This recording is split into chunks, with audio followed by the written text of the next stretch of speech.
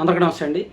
ఆకివీడులో రామాలయ నిర్మాణ వివాదం చిలికి గాలివానగా మారి చివరికి ప్రజా మద్దతుతో, ప్రజామోదంతో, హిందూ సంఘాల మద్దతుతో పూర్తి స్థాయిలో విరాళాలు కూడా రావడంతో నిర్మాణానికి మొత్తం సమాయత్తమవుతున్నారు. కోర్టు అనుమతులు, చట్టపరమైన ఇబ్బందులు లేవు, అనుమతులు వచ్చేసాయి, కోర్టు కూడా వ్యతిరేకించలేదు.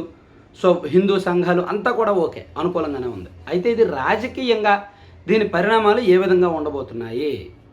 సో రఘురామకృష్ణరాజు గారు పట్టుదలతో, మొండి పట్టుదలతో రాద్ధాంతం చేసి మరీ చట్టపరంగా, న్యాయపరంగా అన్ని అడ్డంకులను తొలగించుకొని ఆయన రామాలయ నిర్మాణానికి ముందడుగు వేయడం ద్వారా, పూనుకోవడం ద్వారా ఆయనకు మద్దతు పెరిగిన మాట వాస్తవం. ఆయన ఇమేజ్ పెరిగిన మాట వాస్తవం. హిందూ సంఘాల నుంచి, కొన్ని ప్రజా సంఘాల నుంచి, కొన్ని వర్గాల నుంచి ఆయన ఇమేజ్ అమాంతం పెరిగిన మాట వాస్తవం. అదే సందర్భంలో ఉండి నియోజకవర్గంలో కూడా ఆయనకు కొంత మైలేజ్ పెరిగిన మాట వాస్తవం. కానీ ఆయన ఉన్న తెలుగుదేశం పార్టీకి మాత్రం నష్టం జరిగింది అనేది విశ్లేషకులు భావిస్తున్నారు. అండ్ ఖచ్చితంగా చెప్పదగిన అంశం. ఎందుకంటే తెలుగుదేశం పార్టీ సైద్ధాంతికంగా ఇప్పటి వరకు ఎప్పుడు కూడా ఒక మతానికో లేదా ఒక వర్గానికో వ్యతిరేకం అనిపించుకోలేదు. కానీ ఫస్ట్ టైం రఘురామకృష్ణరాజు గారు ఇంత అగ్రెసివ్గా వెళ్తున్నా తెలుగుదేశం పార్టీ వాళ్ళు వ్యతిరేకించడం లేదు, అలాగని అనుకూలించడం లేదు. పార్టీ తరపున ఎటువంటి వెర్షన్ కూడా రిలీజ్ చేయలేదు. సో ఇక్కడ అంటే పార్టీ అది ఒక ఎమ్మెల్యే వ్యక్తిగత అంశం, మాకు సంబంధం లేదు అనేటట్టు ఉంటుంది.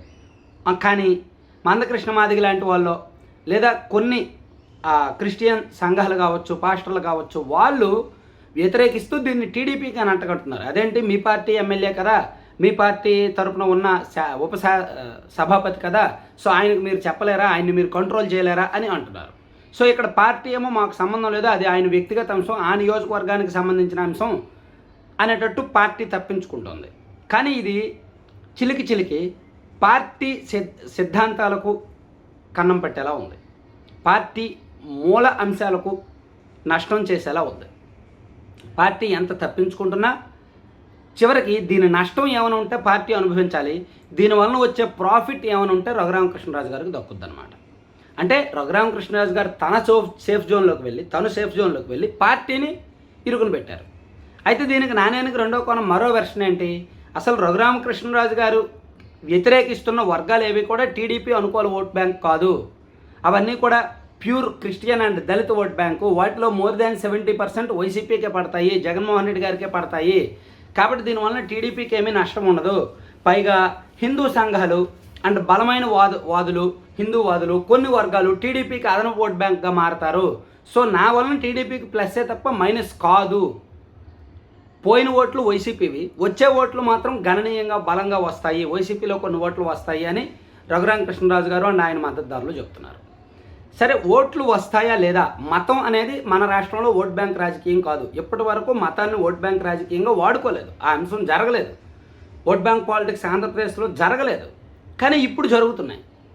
సో ఇప్పుడు ఇది వ్యక్తిగత అంశంగా మారిపోయింది. అందుకే ఇక్కడ తెలుగుదేశం పార్టీ ఏమో కొంత డిఫెన్స్లోకి అయితే వెళ్ళింది, కొన్ని ఇబ్బందులు అయితే ఎదుర్కొంటుంది. ఇప్పుడు రేపో మాపో నిన్న మందకృష్ణ మా దగ్గర ఒక కామెంట్ చేశారు, రఘురామకృష్ణరాజు గారి తీరు ఏకపక్షంగా ఉంది, వ్యతిరేకిస్తున్నాము, నేను చంద్రబాబు గారితో మాట్లాడతాను, మేము కూటమికి మద్దతు ఇచ్చాము, మేము అందరి మద్దతుతోనే కూటమి అంత మెజారిటీతో గెలిచింది, సో ఇది నేను సీఎం గారిని కలుస్తాను, టీడీపీకి నష్టం చేస్తుంది అనేటట్టు ఆయన వెర్షన్ ఆయన చెప్తున్నారు. సో ఇలా చాలా వెర్షన్స్ చాలామంది భిన్నంగా ఉన్నారనమాట.